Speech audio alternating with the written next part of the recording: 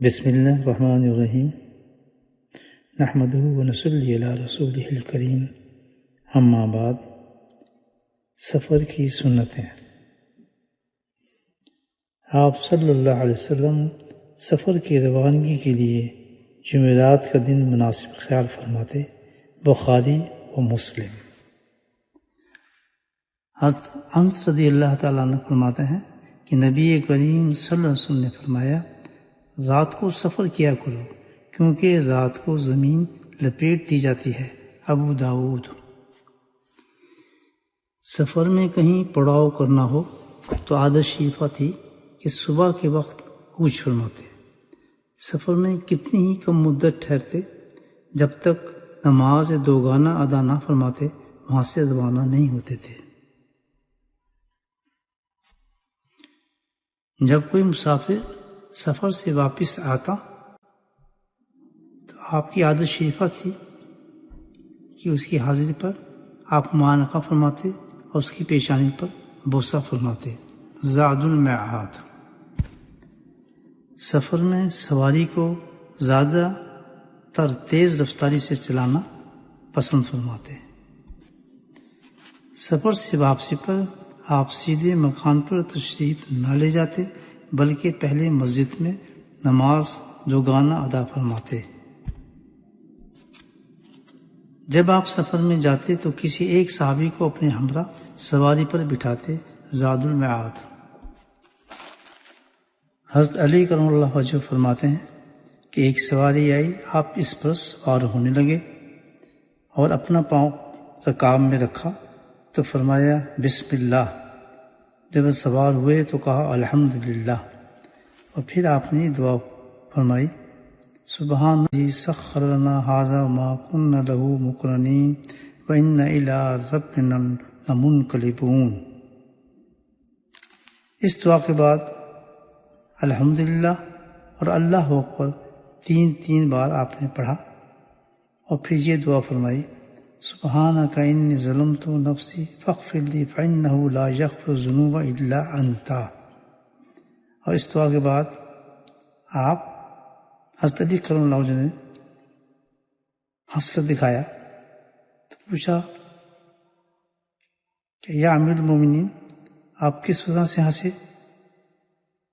تو علی کرم اللہ وجہہ نے فرمایا کہ میں نے سرکار مدینہ صلی اللہ علیہ وسلم کو اسی طرح کرتے دیکھا ہے۔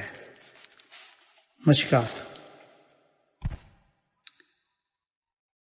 جب آپ پرندے پر چڑھتے تو 3 مرتبہ اللہ اکبر فرماتے، اور جب پستی سواری اترتی تو 3 مرتبہ سبحان اللہ فرماتے۔ جس شہر یا گاؤں میں آپ نے قیام کا ارادہ فرماتے اور اس کو دور سے دیکھ لیتے تو زبان مبارک پر 3 مرتبہ آپ فرماتے اللہم بارک لنا فیہا۔ جب آپ سفر کرتے تو ابتدائی دن میں نکلتے اور اللہ تعالیٰ سے دعا فرماتے کہ آپ کی امت کو سویرے سویرے سفر کو جانے میں برکت عطا فرما۔ زاد المعاد۔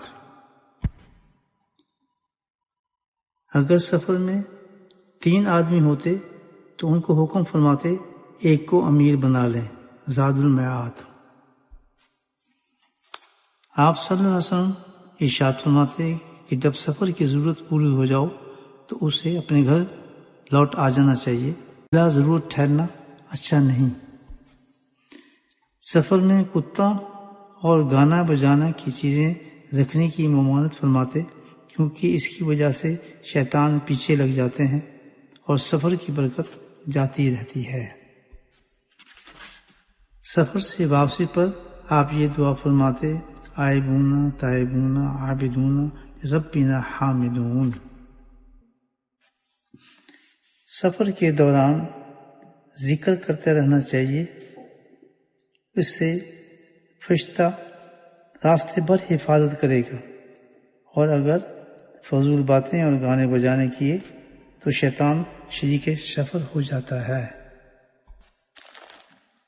دوران سفر اگر یہ 5 صورتیں پڑھ لی جائیں قل یا ایھا الکافرون اذا جاء نصر اللہ قل هو اللہ احد قل اعوذ برب الفلق قل اعوذ برب الناس، اور ہر صورت کو بسم اللہ سے شروع کریں اور بسم اللہ پر ختم کریں تو پھر اس سفر میں خیر و برکت رہتی ہے۔ سفر میں اگر کوئی ہم سفر ہو تو اس کے ساتھ حسن سلوک سے پیش آئیں، کیونکہ قیامت میں سوال ہوگا کہ آپ نے ان کا حق کہاں تک ادا کیا۔ اللہ سبحانہ تعالی ہمیں نبی پاک صلی اللہ علیہ وسلم کی تمام پیاری پیاری سنتوں پر عمل کرنے کی توفیق نصیب فرمائے۔